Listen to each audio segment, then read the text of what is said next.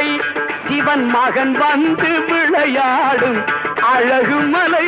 சிவன் மகன் வந்து விளையாடும் அழகு மலை ஆகா இதற்கு மிஞ்சி மலையும் இல்லை ஆகா இதற்கு மிஞ்சி மலையும் இல்லை பிள்ளை அவனுக்கு மிஞ்சி இன்னும் பிறக்கவில்லை பிள்ளை